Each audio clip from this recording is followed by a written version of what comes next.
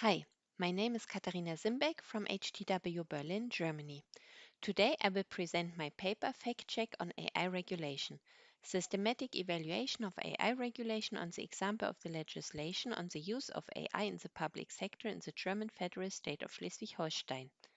In this paper, I will describe the recently adopted IT deployment law in Schleswig-Holstein and discuss how this law regulates fairness, accountability, and transparency of AI systems. Please note that in this presentation, I will use the same citation numbers as in the paper. I believe that this topic is very interesting as it shows how the discussion from this community are actually affecting lawmaking in several countries. So why should AI be regulated? Data-driven information technologies that use machine learning are not fair, non-discriminatory, and transparent. Machine learning systems are designed to recognize relationships in data, model them, and apply them to new data. If the system used is trained on data that contains undesirable correlations, like women earn less than men, these correlations are learned by the model and applied to new data, for example, for credit decisions. For this reason, there are numerous initiatives to develop methods for fair and transparent machine learning on the one hand, and ethical principles for its use on the other hand. Why does the use of AI in the public sector need to be regulated? Again, there are many examples of use of biased AI systems in the public sector. In the UK in 2020, a system was used to predict A-level results instead of sitting for exams because of the pandemic. It turned out that this system heavily favored private schools and richer neighborhoods. In the US, a system to screen for child abuse was found to be racially biased.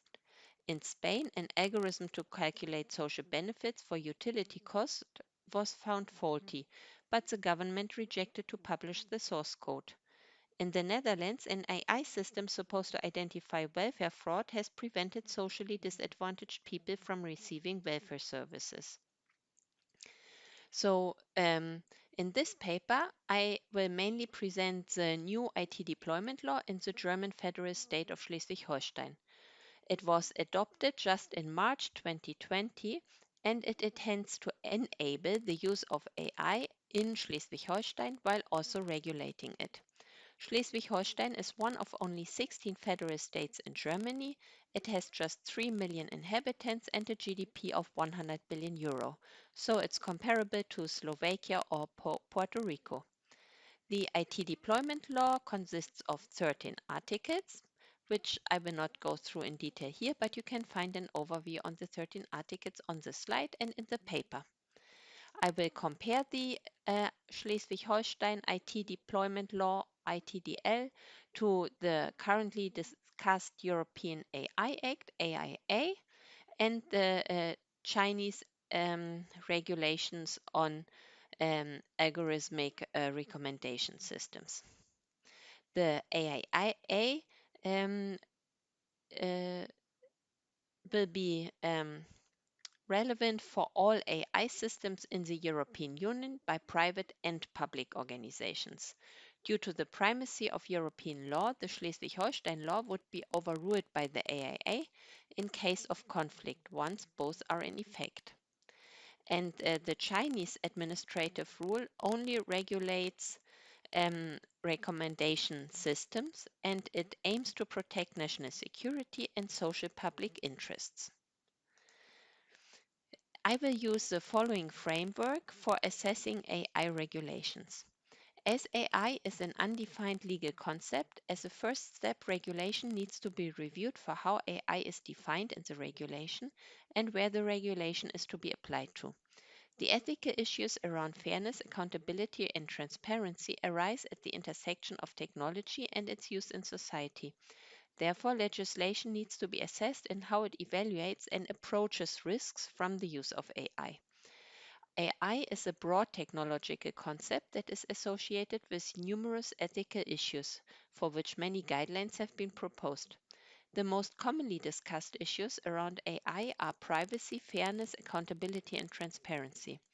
While privacy is already heavily regulated in Europe with the General Data Protection Regulation (GDPR), The other issues are not regulated yet. It is to be noted that in the legal text of the Schleswig-Holstein ITDL, the use of the term artificial intelligence or machine learning is avoided. Instead, the term data-driven information technology is used most of the time. The definitions in ITDL and EU AIA are quite similar, but not exactly the same. ITDL tries to be more open to potential new technologies, but specifies that the technologies regulated are characterized by them evolving decision-making parameters without active intervention. The chatbot technology is singled out further in ITDL. In the Chinese administrative rule, recommender algorithms are defined as technologies used for generation, synthesis, personalized pushing, sorting, selection, retrieval, and filtering to provide information to users. Both ITDL and AIA define areas of applications where the use of AI is not allowed, for example, social scoring. The European regulation thus directly addresses practices used in China. Apart from prohibited areas of application, ITDL takes two risk mitigation approaches. The first one is linked to the definition of levels of automation. It differentiates between assistance systems, delegation, and autonomous decision. Data-driven information technologies are to be assigned to one of those automation levels, and depending on the automation level, adequate measures ensured to have to be taken to ensure the controllability of the system. Secondly, the administration which uses the system must ensure that a failure of the automated system is recognized and that the tasks can be taken over by civil servants instead. Article 12 introduces a new legal requirement that allows addressees of data-driven information technologies of automation levels 2 and 3 a right to review the decision. While the risk assessment in ITDL depends mainly on the level of automation, the AIA pursues a risk-based approach where systems are classified into risk categories according to their area of application. Unacceptable risks are forbidden, high-risk systems are regulated, and low-risk or risk-free systems are unregulated. The Chinese administration addresses risks by specifically pointing out to systems serving minors, the elderly, job scheduling services, or consumer rights. Algorithm recommendation service providers have to set up portals for user complaints. With regards to fairness, the ITDL law enumerates fairness as one of the main principles for the use of AI in the public sector. However, it does not define fairness. In the legislative memorandum, fairness is brought into context with the need of good faith in administrative decisions and with Article 3 of the German Basic Law Constitution. The law prohibits the uses of AI in areas of applications that have been shown to be prone to unfairness, such as personality assessments and delinquency prediction. The AIA, on the other hand, specifically requires that training, validation, and testing data sets used for high-risk applications shall be representative and shall have the appropriate statistical properties. The Chinese administrative rule on Internet recommender systems does not put specific emphasis on fairness, but just generally requires the system to follow, among others, the principle of fairness. It is essential to clearly define accountability when using AI systems. Is it with the individual system operator, the data provider, the software supplier, or the organization using the system? In ITDG, in ITDL, Article 4 is defined that the responsibility lies with the administration that uses the system. However, in contrast to the European AI Act and the Chinese administrative rule, IT deployment law does not provide for a supervisory authority. In AIA, extensive auditing and monitoring mechanisms are required. And in the Chinese administrative rule on recommender systems, The providers of recommendation services are responsible to establish management systems and technical measures for auditing, reviewing, and monitoring the compliance of the system. Let's now talk about transparency. Interestingly, the legislation in Schleswig-Holstein is very similar to the existing German Freedom of Information Act that entered into force already in 2006. The Freedom of Information Act has for the first time created a legal right to access to official information held by federal authorities. If you're interested in what kind of information is requested, have a look at the page FAccT-Check, which is administered by the Open Knowledge Foundation. I have listed 3 examples where source code was requested. 2 have been successful, 1 was not. So the right to access to source code is not completely new.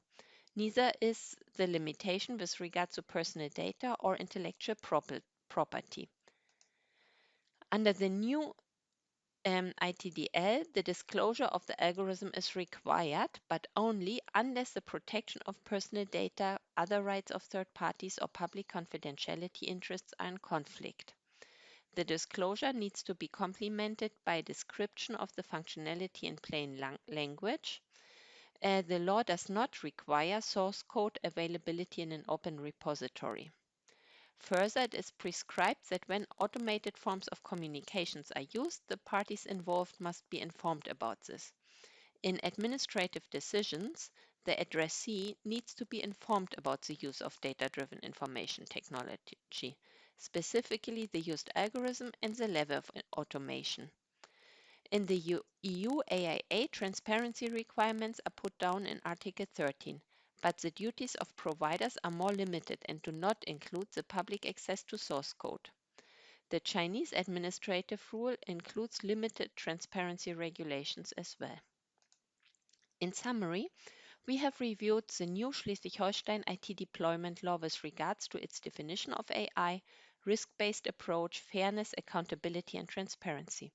We have compared this law that is intended specifically to public sector applications of AI to other regulatory approaches and have found interesting overlaps.